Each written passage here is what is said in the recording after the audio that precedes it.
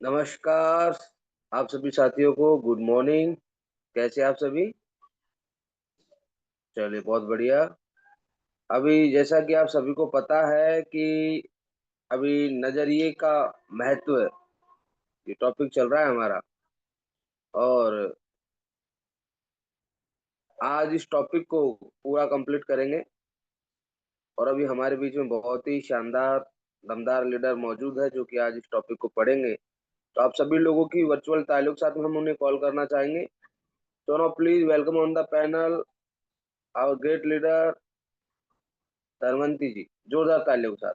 जी, स्वागत है मैडम आपका। नमस्कार गुरुजी। जी, नमस्कार। पैनल पर बैठे हुए मेरे सभी साथियों को नमस्कार। गुरुजी बहुत बहुत धन्यवाद, जो बहुत दिनों बाद मुझे ना इसमें पैनल पे बोलने का मौका मिला है। आभारी हूँ सर मैं आपकी। सर ये टॉपिक अधूरा है, डेविड एंड गोलियत का।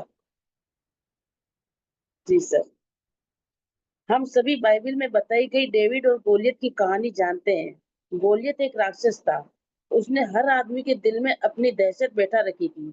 एक दिन 17 साल का एक भेड़ चराने वाला लड़का अपने भाइयों से मिलने के लिए आया।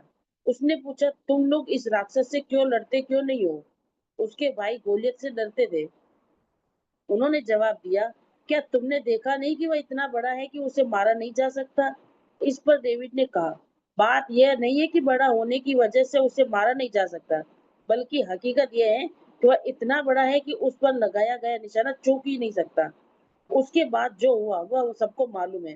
डेविड ने उस राक्षस को गुलेल से मार डाला। राक्षस वही था, लेकिन उसके बारे में डेविड का नजरिया अलग था। हम नाकामयाबी को कैसे देखते हैं, यह हमारे लिए नजरिया से तय होता है। आशावादी पॉजिटिव सोच वाले आदमी के लिए नजरिया कामयाबी की सीढ़ी बन सकता है। दूसरी ओर निराशावादी नेगेटिविटी सोच के आदमी के लिए यह रास्ते का रोड़ा बन सकता है। थिंक एंड ग्रो रिच और कई अन्य किताबों के लेखक नेपोलियन हिल का कहना है कि हर समस्या अपने साथ अपने बराबर का या अपने से भी बड़ा अवसर लाती है। संस्थाओं के लिए नजरिए का महत्व है। क्या आपको कभी इस बात पर हैरानी हुई है कि कुछ लोग संस्था या देश दूसरों के मुकाबले अधिक कामयाब क्यों होते हैं? इसमें कोई राज नहीं छिपा है। वे इसलिए कामयाब होते हैं कि वे दूसरों के मुकाबले अधिक असरदार ढंग से सोचते और काम करते हैं। वे अपनी सबसे कीमती जायदाद यानी लोगों में निवेश करते हैं। मैंने दुनिया की कई बड़ी कारपोरेशन के आला अफसरों के से बात की और उनसे पूछा, अगर आपके पास जादू की छड़ी हो और आपको केवल एक ऐसी चीज बदलनी हो जिससे आपको तरक्की मिल जाए, साथ ही उत्पादकता और लाभ भी बढ़ जाए, तो आप किस चीज की और बदलना चाहोगे? सबका जवाब एक ही था। उनका कहना था कि वे अपने लोगों का नजरिया बदलना चाहेंगे। नजरिया बेहतर होने पर लोगों से टीम भावना बढ़ेगी, बर्बादी कम होगी और वे ज्यादा वफादार हो जाएंगे। कुल मिलाकर उनकी कंपनी में काम करने का बेहतर माहौल बन जाएगा। तजुर्बा बताता है कि किसी भी व्यापार की सबसे कीमती पूंजी उससे जुड़े लोग होते हैं। पूंजी या औजारों से लोगों की कीमत अधिक होती है। बदकिस्मती से सबसे ज्यादा मानव संसाधन ही व्यर्थ या बेकार चला जाता है। लोग आपकी सबसे बड़ी संपत्ति बन सकते हैं या सबसे बड़ा बोझ भी बन सकते हैं। टीक्यूपी सारी खूबियां वाले लोग। बहुत सारे ट्रेनिंग प्रोग्राम जैसे कि कस्टमर सर्विस, सेलिंग स्किल्स और स्ट्रेटेजिक प्लानिंग के बाद में इस नतीजे पर पहुंचा हूं कि इनमें से ज्यादातर कार्यक्रम काफी अच्छे होते हैं, लेकिन इनके सामने एक बहुत बड़ी चुनौती है। इनमें से कोई भी तब तक कामयाब नहीं हो सकता जब तक उनकी बुनियादी सही ना हो, और वह सही बुनियाद है TQP। यह TQP क्या है? इसका मतलब है टोटल क्वालिटी पीपल, यानी सारी खूबियों से भरे लोग। यानी वे लोग जो अच्छे चरित्र वाले, ईमानदार, नैतिक मूल्यों और सकारात्मक नजरिए वाले होते हैं। मुझे गलत न समझे, आपको दूसरे सारे प्रोग्रामों की जरूरत है, लेकिन वे तभी सफल होंगे जब आपकी नींव सही होगी, और वह नींव है TQP। उदाहरण के तौर पर कुछ ग्राहक सेवा कार्यक्रमों में हिस्सेदारी करने वालों को प्लीज या थैंक यू कहना, मुस्कुराना और हाथ मिलाना सिखाया जाता है। लेकिन किसी आदमी में सेवा करने का जज्बा ही नहीं हो तो वह तब तक मुस्कुरा सकता है। इसके अलावा लोग नकली मुस्कान को पहचान जाते हैं, और अगर मुस्कान सच्ची न हो तो उसे देखकर चिढ़ पैदा होती है। मेरा कहना यह है कि असलियत को दिखावे पर हावी होना चाहिए, न कि दिखावे को असलियत पर। बेशक ग्राहकों से पेश आने वाले लोगों को प्लीज और थैंक यू कहना चाहिए और मुस्कुराना चाहिए। ये बातें महत्वपूर्ण है, लेकिन याद रखें कि अगर मन में सेवा करने की भावना हो तो आम जिंदगी में ये बातें खुद ब खुद आसानी से शामिल हो जाते हैं। एक बार एक आदमी मशहूर फ्रांसीसी दार्शनिक ब्लेज पास्कल से मिला और उनसे कहा, अगर मेरे पास आपके जैसा दिमाग हो तो मैं बेहतर इंसान बन जाऊंगा। इस पर पास्कल ने जवाब दिया, बेहतर इंसान बनो, तुम्हारा दिमाग खुद ब खुद मेरे जैसा हो जाएगा। महान संगठनों को तनख्वाहों या काम करने वाले हालातों के पैमानों पर नहीं आंका जाता है, उन्हें भावना, नजरिए और आपसी संबंधों के पैमानों पर आंका जाता है। जब कर्मचारी कहते हैं मैं ये काम नहीं कर सकता तो इसके दो मायने हो सकते हैं। या तो उनका मतलब है कि उन्हें वह काम करने का तरीका मालूम नहीं है, या फिर वे उस काम को करना नहीं चाहते। अगर वे काम करने का तरीका नहीं जानते हैं तो यह टेक्निकल ट्रेनिंग का मुद्दा है, लेकिन अगर वे काम नहीं करना चाहते हैं तो यह नजरिए से जुड़ा मुद्दा हो सकता है। उन्हें उस काम की परवाह नहीं है, या वह नैतिकता का मुद्दा हो सकता है। वे मानते हैं कि उन्हें वह काम नहीं करना चाहिए। केलगिरी टावर की ऊंचाई 190.8 मीटर है। उसका कुल वजन 10,884 टन है। उसमें से 6,349 टन यानी कुल वजन का लगभग 60% भाग वजन जमीन के अंदर है। इससे जाहिर होता है कि भव्य दिखने वाली कई इमारतों की नींव काफी मजबूत होती है। जिस तरह किसी भव्य इमारत के टिके रहने के लिए उसकी नींव मजबूत होनी चाहिए, उसी तरह कामयाबी पर टिके रहने के लिए भी मजबूत बुनियाद की जरूरत होती है, और कामयाबी की बुनियाद होती है नजरिया, संपूर्णतावादी नजरिया। मैं संपूर्णतावादी नजरिए में यकीन रखता हूँ। हम केवल हाथ, पांव, आंख, कान, दिल और दिमाग नहीं, बल्कि एक संपूर्ण इंसान है। काम करने के लिए एक पूरा आदमी जाता है और काम करके एक पूरा आदमी लौटता है। घर की परेशानियां हमारे कामकाज पर और कामकाज से जुड़ी परेशानियां हमारी पारिवारिक जिंदगी पर असर डालती है। पारिवारिक समस्याओं की वजह से तनाव का शिकार होने पर हमारी उत्पादकता घट जाती है। इसी तरह कामकाज से जुड़ी परेशानियां न केवल हमारे परिवार बल्कि जिंदगी के हर पहलू पर असर डालती है। निजी पेशे से जुड़ी और सामाजिक समस्याएं एक दूसरे पर लाजिमी तौर पर असर डालती हैं। आपके नजरिए को तय करने वाले कारक। मैं आपसे कुछ सवाल पूछता हूँ। हम नजरिए के साथ ही जन्म लेते हैं या उससे बड़ा होने पर विकसित करते हैं? हमारे नजरिया किन चीजों से बनता है? अगर माहौल की वजह से जिंदगी के बारे में आपका नजरिया नकारात्मक हो गया है, तो क्या आप उसे बदल सकते हैं? दरअसल हमारे नजरिए का ज्यादातर हिस्सा हमारी जिंदगी के शुरुआती सालों में ही बन जाता है। ये सच है कि हम अपने मिजाज की कुछ खासियतों के साथ पैदा होते हैं, लेकिन बाद में हमारा जो नजरिया बनता है उसे खास तौर से ये तीन चीजें तय करती हैं। पहला माहौल, दूसरा तजर्बा, तीसरा शिक्षा। इन्हें हम नजरिए के तीन तीन तीन ईएस कह सकते हैं। इन तीनों पर नजर डालते हैं। पहला माहौल। माहौल में ये चीजें शामिल होती है। घर, अच्छा या बुरा असर। दूसरा स्कूल, साथियों का दबाव। तीसरा काम, मददगार या जरूरत से अधिक नुक्ताचीनी करने वाला सुपरवाइजर। मीडिया, टेलीविजन, अखबार, पत्रिकाएं, रेडियो, फिल्में। सांस्कृतिक पृष्ठभूमि, धार्मिक पृष्ठभूमि, परंपराएं और मान्यताएं। सामाजिक माहौल, राजनीतिक माहौल। ऊपर बताए गए सारे माहौल मिलकर हमारी तहजीब बनाते हैं। घर हो, संस्था हो या देश हो, हर जगह की अपनी एक तहजीब होती है। उदाहरण के तौर पर आप एक स्टोर में जाते हैं तो वहां के मैनेजर से लेकर सेल्स क्लर्क तक को विनम्र, मददगार, दोस्ताना या और खुश मिजाज से भरा पाते हैं। फिर आप दूसरी दुकान में जाते हैं तो वहां काम करने वालों को रूखा और बदतमीज पाते हैं। आप एक घर में जाते हैं तो वहाँ माँ-बाप और बच्चों को तमीज़ वाला, मिलनसार और दूसरों का ख़्याल रखने वाला पाते हैं। जबकि दूसरे घर में जाने पर हर आदमी को कुत्ते-बिल्लियों की तरह आपस में लड़ता पाते हैं। जिन देशों की सरकारों और राजनीतिक माहौल में ईमानदारी होती है, वहाँ के लोग भी आम तौर पर ईमानदार कानून का पालन करने वाले और मददगार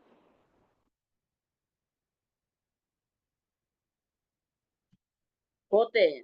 इसका उल्टा भी उतना ही सही है। जिस तरह बेईमान और भ्रष्ट माहौल में एक ईमानदार आदमी का जीना मुश्किल हो जाता है, उसी तरह ईमानदार से भरे माहौल में बेईमान व्यक्ति को मुश्किल होती है। अच्छे माहौल माहौल में मामूली कर्मचारी की भी काम करने की शक्ति बढ़ जाती है, जबकि बुरे माहौल में अच्छा काम करने वालों के काम करने की शक्ति घट जाती है। तहजीब कभी नीचे से ऊपर की ओर नहीं जाती है, बल्कि हमेशा ऊपर से नीचे की ओर आती है। हमें पीछे मुड़कर देखना चाहिए कि हमने खुद के लिए और अपने आसपास के लोगों के लिए कैसा माहौल तैयार किया है। बुरे माहौल में लोगों से अच्छे व्यवहार की आशा नहीं की जा सकती। जहाँ कानून का न होना ही कानून बन जाता हो, वहाँ ईमानदारी नागरिक भी चोर, उच्चके और बेईमान हो जाते हैं। कुछ समय निकालकर इस बात का गौर कीजिए कि हमारा माहौल हम पर कैसे असर डालता है, और हम जो माहौल तैयार करते हैं वह दूसरों पर कैसे असर डालता है। दूसरा, तजर्बा। अलग अलग लोगों से मिले तजर्बे के मुताबिक हमारा व्यवहार भी बदल जाना है। अगर किसी इंसान के साथ हमें अच्छा अनुभव मिलता है तो उसके बारे में हमारा नजरिया अच्छा होता है, पर बुरा अनुभव मिलने पर हम सावधान हो जाते हैं। अनुभव और घटनाएं हमारी जिंदगी के संदर्भ बिंदु बन जाते हैं। हम उनसे नतीजे निकालते हैं जो भविष्य के लिए मार्गदर्शन की भूमिका निभाते हैं। तीसरा, शिक्षा। शिक्षा औपचारिक और अनौपचारिक दोनों तरह की होती है। आजकल हम लोग सूचनाओं के सागर में गोते लगा रहे हैं, लेकिन ज्ञान और समझदारी का अकाल पड़ा हुआ है। ज्ञान को योजनाबद्ध ढंग से समझदारी में बदला जा सकता है, और समझदारी हमें कामयाबी दिलाती है। शिक्षा की भूमिका काफी महत्वपूर्ण होती है। उसका प्रभाव अनंत काल तक रहता है। इसके असर की लहरें अनगिनत हैं। शिक्षा ऐसी होनी चाहिए जो हमें केवल रोजी रोटी कमाना नहीं, बल्कि जीने का तरीका भी सिखाए। सकारात्मक नजरिए वाले लोगों को कैसे पहचाने? जिस तरह सेहत खराब न होने का मतलब अच्छी सेहत नहीं होता है, उसी तरह किसी इंसान के नकारात्मक न होने का मतलब यह नहीं होता है कि वह सकारात्मक है। सकारात्मक नजरिए वाले लोगों को शख्सियत के में कुछ ऐसी खासियतें होती है जिनकी वजह से उन्हें आसानी से पहचाना जा सकता है। ऐसे लोग दूसरों का ख्याल रखने वाले, आत्मविश्वास से भरे, धीरज वाले और विनम्र होते हैं। ये लोग खुद से और दूसरों से काफी ऊंची उम्मीदें रखते हैं। उन्हें अच्छे नतीजे हासिल होने की आशा रहती है। सकारात्मक नजरिया वाला आदमी हर मौसम में फलने वाले जैसा होता है। उसका हमेशा स्वागत किया जाता है। सकारात्मक नजरिए के फायदे। सकारात्मक नजरिए के कई फायदे फायदे होते हैं। इन्हें आसानी से देखा जा सकता है, लेकिन आसानी से दिखाई देने वाली चीज को उतनी ही आसानी से अनदेखे भी कर दिया जाता है। सकारात्मक नजरिया आपके लिए फायदेमंद। शख्सियत खुशनुमा हो जाती है, जोश पैदा होता है, जिंदगी का आनंद बढ़ जाता है, आपके अलग अगल बगल के लोगों को प्रेरणा मिलती है, आप समाज में महत्वपूर्ण योगदान देने वाले सदस्य और राष्ट्र की संपत्ति बन जाते हैं। संस्थाओं के लिए उत्पादकता बढ़ जाती है, टीम भावना बढ़ती है, समस्याएं हल हो जाती है, गुणवत्ता बढ़ जाती है, माहौल आपके मुताबिक बनता है, वफादारी बढ़ती है, लाभ ज्यादा मिलता है, मालिक, कर्मचारी और ग्राहक के बीच बेहतर संबंध बनते हैं, तनाव कम होता है। नकारात्मक नजरिए के नतीजे। जिंदगी की राह रुकावटों से भरी पड़ी है, और अगर हमारा नजरिया नकारात्मक है हो तो अपने लिए सबसे बड़ी रुकावट हम खुद बन जाते हैं। नकारात्मक नजरिया वाले लोगों के लिए दोस्ती, नौकरी, शादी और संबंधों को कायम रखना पाना काफी मुश्किल होता है। नकारात्मक नजरिए की वजह से संबंधों में कड़वाहट बढ़ती है, लोग नाराज रहते हैं, जिंदगी बेमकसद हो जाती है, सेहत खराब रहती है, खुद के लिए और दूसरों के लिए तनाव बढ़ता है। नकारात्मक नजरिए की वजह से घर और कामकाज की जगह का माहौल बिगड़ जाता है। ऐसा आदमी समाज के लिए बोझ बन जाता है। ये लोग अपने नकारात्मक नजरिए को छुआछूत रोग की तरह अपने आसपास के लोगों और आने वाली पीढ़ियों तक फैला देते हैं। अपने नकारात्मक नजरिए से वाकिफ होने के बावजूद हम उसे बदलते क्यों नहीं है? इंसान का स्वभाव आम तौर पर बदलाव विरोधी होता है। हमें बदलाव तकलीफ देह हो लगता है। बदलाव का नतीजा अच्छा हो या बुरा, पर अक्सर इससे तनाव बढ़ता है। कई बार हम अपनी बुराइयों के साथ जीने में इतना आराम महसूस करते हैं कि बेहतरी के लिए होने वाले बदलाव को भी कबूल नहीं करना चाहते। हम बुरे ही बने रहना चाहते हैं। चार्ल्स डिकेंस ने एक ऐसे कैदी के बारे में लिखा है जो सालों तक एक काल कोठरी में कैद रहा। सजा काट लेने के बाद भी उसे आजाद कर दिया गया। उसे काल कोठरी से बाहर खुली धूप में लाया गया। उस आदमी ने अपने चारों ओर देखा। कुछ देर में वह अपनी इस नई आजादी से परेशान हो गया। उसने वापस काल कोठरी में जाने की इच्छा जाहिर की। वह आजादी और खुली दुनिया के बदलाव को कबूल करने के बजाय काल कोठरी, अंधेरे और हथकड़ियों में ही सुरक्षा और आराम महसूस कर रहा था, क्योंकि वह उन्हीं का आदी हो चुका था। इन दिनों भी कई कैदी ऐसा ही व्यवहार करते हैं। एक अनजाने संसार के साथ तालमेल कायम करने का तनाव उनकी बर्दाश्त से बाहर होता है। इसीलिए वे जानबूझकर और अपराध करते हैं ताकि उन्हें वापस जेल में भेज दिया जाए। वहाँ उनकी आजादी पर भले ही पाबंदी हो रही रहती हो, लेकिन उन्हें अपने बारे में कम फैसले लेने पड़ते हैं। अगर हमारा नजरिया नकारात्मक है, तो हमारी जिंदगी सीमाओं में कैद है। ऐसे नजरिए की वजह से हमको अपने काम में सीमित कामयाबी ही मिल सकेगी। हमारे दोस्तों की तादाद कम होगी और हम जिंदगी का कम आनंद उठा पाएंगे। अगले अध्याय से मैं सकारात्मक नजरिए विकसित करने के तरीकों के बारे में चर्चा करूंगा। हो सकता है कि सकारात्मक नजरिया विकसित करने के लिए हमको थोड़ा तनाव झेलना पड़े और बदलाव की वजह से अनिश्चितता भी महसूस हो सकती है, पर यकीनन हमें इसका लाभ मिलेगा। बहुत बढ़िया, जोरदार तालियां एक बार धनवंती जी के लिए, जोरदार तालियां। जी, बहुत बढ़िया और बहुत ही शानदार तरीके से आज मैडम ने इस टॉपिक को पूरे को कंप्लीट किया। देखो, थोड़ा सा ध्यान से समझना, यहाँ पर एक शानदार एक स्टोरी दी गई है स्टार्टिंग में, है ना। आधा टॉपिक हमने परसों पढ़ा था, आधा टॉपिक हमने आज कंप्लीट किया है। ये बाइबल के अंदर से ली गई स्टोरी है, डेविड और गोलियत की। हम सभी बाइबल में बताई गई डेविड और गोलियत की कहानी जानते हैं। गोलियत क्या है? एक राक्षस था। और डेविड कौन है? एक लड़का है। उसने हर आदमी के दिल में अपनी दहशत बैठा रखी थी। एक दिन 17 साल का एक भेड़ चराने वाला लड़का अपने भाइयों से मिलने के लिए आया। उसने पूछा, तुम लोग इस राक्षस से लड़ते क्यों नहीं हो? तो उसके भाई गोलियत से डरते थे। उन्होंने जवाब दिया, क्या तुमने देखा नहीं कि वो इतना बड़ा है कि उसे मारा नहीं जा सकता उसको? बहुत बड़ा ज्यादा है वो। तो इस पर डेविड ने कहा कि बात सही है, और ये तो एक प्लस पॉइंट ही है हमारे लिए। हम जब निशाना लगाएंगे तो निशाना चूकेगा नहीं, बड़ा ज्यादा है ना, इसलिए। और उस लड़के ने उस राक्षस को गुलेल से मार दिया।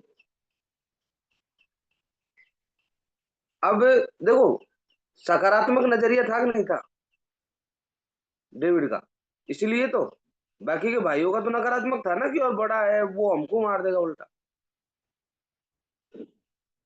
तो हमेशा अपना नजरिया, सिचुएशन कैसी भी हो, हमको नजरिया हमेशा सकारात्मक रखना है।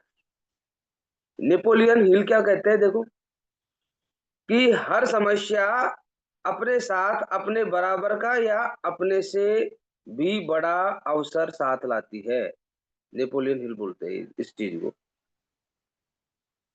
या तो अपने बराबर का या अपने से भी बड़ा अवसर साथ में लेकर आती है हर समस्या। हम देखे भी तो, जब तक हम देखेंगे नहीं ना, अब हम समस्या ही समस्या को देखेंगे तो समस्या ही दिखेगी, समाधान नहीं दिखता ना। फिर हमने इसमें पढ़ा TQP, टोटल क्वालिटी पीपल, यानी सारी खूबियों से भरे लोग, यानी वे लोग जो अच्छे चरित्र वाले, ईमानदार, नैतिक मूल्यों और सकारात्मक नजरिए वाले लोग होते हैं। ऐसे भी लोग होते हैं।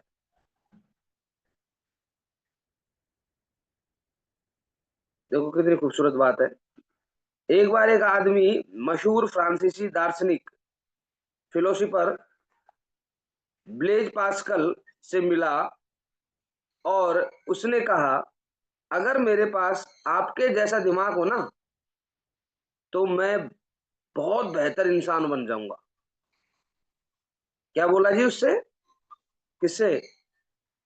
ये फ्रांसीसी दार्शनिक था, ब्लेज पास्कल। इससे एक व्यक्ति ने बोला कि मेरे पास में अगर आपका जैसा दिमाग हो ना भाई साहब, तो मैं बहुत बेहतर इंसान बन जाऊंगा।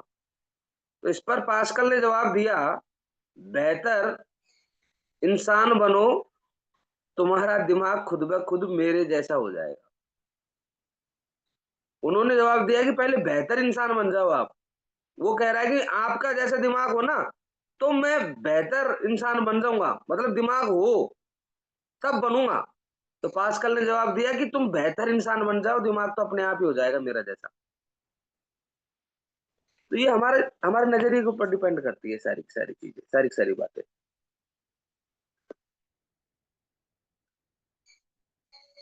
देखो, ये इसमें कैलगेरी टावर का उदाहरण दिया गया है, बहुत जबरदस्त उदाहरण है कैलगेरी टावर का। कैलगेरी टावर की ऊंचाई 190.8 मीटर है। उसका कुल वजन 10,884 टन है।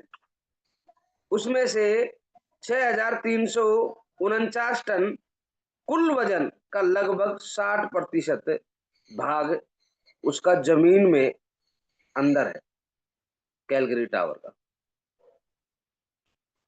इससे जाहिर होता है कि भव्य दिखने वाली कई इमारतों की नींव काफी मजबूत होती है। जिस तरह किसी भव्य इमारत के टिके रहने के लिए नींव मजबूत होनी चाहिए ना, उसी तरह कामयाबी में टिके रहने के लिए क्या मजबूत बुनियाद की जरूरत होती है। और कामयाबी की बुनियादी होती है नजरिया। कामयाबी की बुनियाद क्या है जी?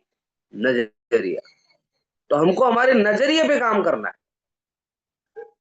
हमारा नजरिया अगर अच्छा है, अगर हम नजरिया अच्छा है, नजरिया स्ट्रांग है, नजरिया पॉजिटिव है, तो कामयाब होने से कोई नहीं रोक सकता।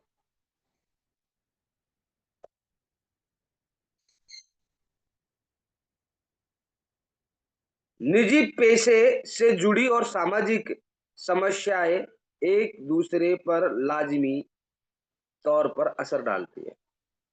सही बात है कि नहीं है बताओ? जो हमारी जो निजी समस्याएं है ना, वो एक दूसरे के तौर तरीके, सामाजिक समस्या, ये हमारे क्या करती है, ये असर असर डालती है, ये अलग ही दिखती है, इफेक्ट डालती है ये सारी चीजों पर।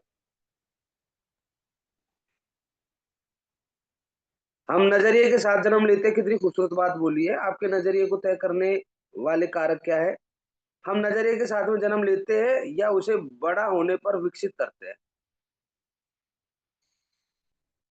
हमारा नजरिया किन चीजों से बनता है? अगर माहौल की वजह से जिंदगी के बारे में आपका नजरिया नकारात्मक हो गया है, तो क्या आप उसे बदल सकते हैं? ये प्रश्न है।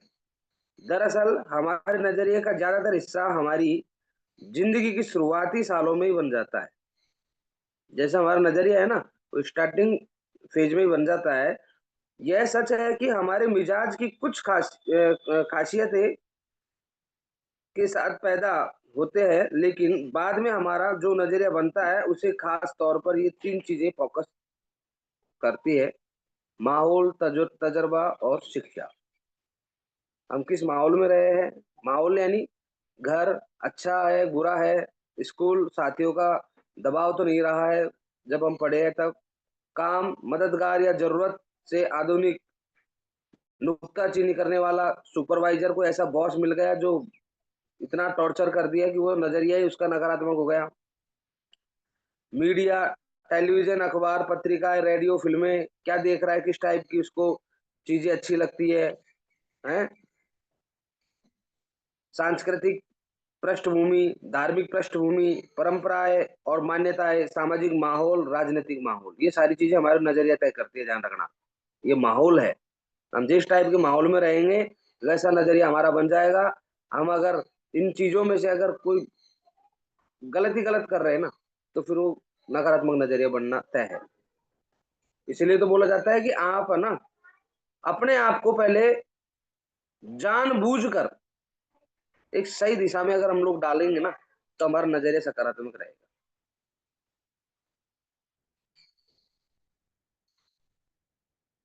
ये आप हमने देख लिया, और धनवंती जी ने इसको पढ़ा ही था।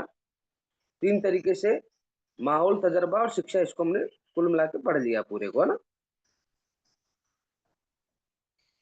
देखो, दूसरों का ख्याल करने वाले आत्मविश्वास से भरे होते हैं। कौन? ऐसे लोग जो दूसरों का ख्याल करते हैं ना, वो हमेशा आत्मविश्वास से भरे होंगे, धीरज वाले और विनम्र होते हैं। ये लोग खुद से और दूसरों से काफी ऊंची उम्मीद रखते हैं। उन्हें अच्छे नतीजे हासिल होने की आशा रहती है, और होता भी है। पॉजिटिव एटीट्यूड वाले लोग। सकारात्मक नजरिए के अपने अपने फायदे होते हैं जी। सकारात्मक नजरिए के कई फायदे होते हैं, स्पेशली देखा जाए तो आप देख सकते हो, लेकिन आसानी से दिखाई देने वाली चीज को उतनी ही आसानी से अनदेखी भी कर दिया जाता है। सकारात्मक नजरिया कैसा होता है? शख्सियत जो होता है सकारात्मक नजरिया, वो खुशनुमा रहता है हमेशा। उस जो सकारात्मक नजरिया हमारे अंदर जोश पैदा करता है ना? जिंदगी का आनंद बढ़ जाता है। सकारात्मक है ना? आपके अगल-बगल के लोगों को प्रेरणा मिलती है आपके एटीट्यूड से।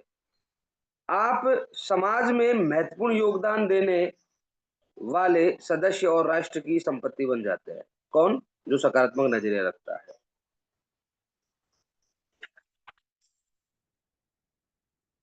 तो हमको हमेशा सकारात्मक नजरिया रखना है, नकारात्मक नजरिया नहीं रखना है। नकारात्मक नजरिया रखने वालों के साथ में क्या होते हैं, उनके संबंधों में कड़वाहट आ जाती है, लोग नाराज रहते हैं उनसे हमेशा, जिंदगी बेमकसद हो जाती है उनकी, सेहत खराब रहती है, खुद के लिए और दूसरों के लिए तनाव बढ़ता है।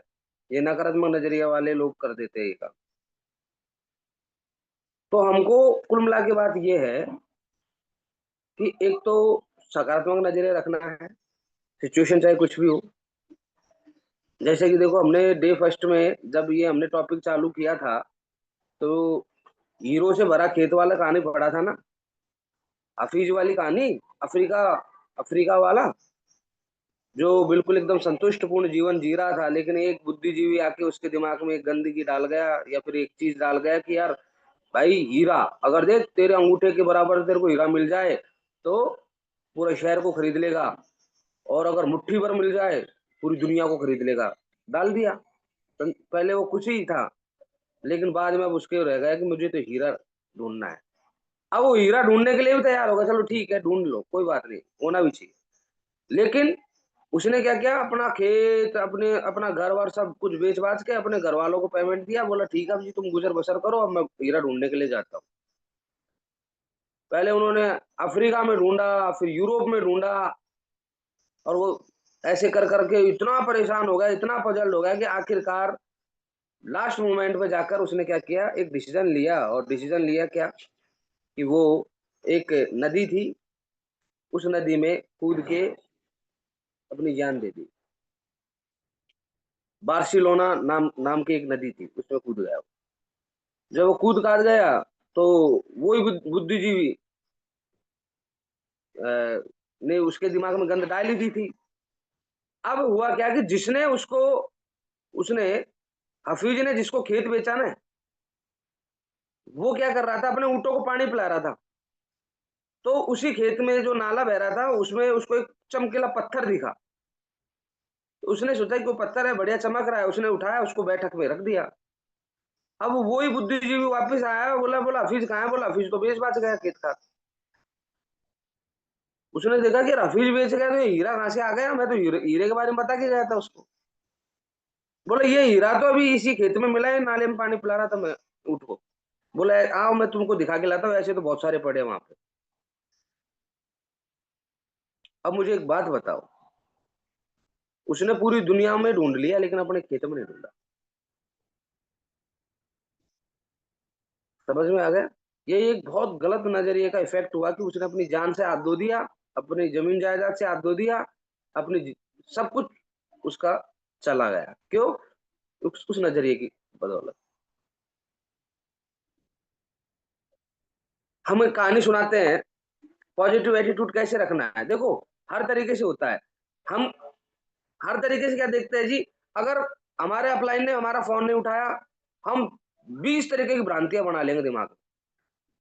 ये नेगेटिव एटीट्यूड वाले लोग करते हैं इस टाइप में। डाउनलाइन ने फोन नहीं उठाया, 20 तरीके की चीजें आएंगी हमारे दिमाग में। अरे उसकी कोई सिचुएशन हो सकती है प्रेजेंट टाइम में, कुछ भी हो सकता है। अभी हो सकता है वो काम नहीं कर रहा, क्या रीजन है? आप बैठो उसके पास में, रीजन तो जानो ना उसका।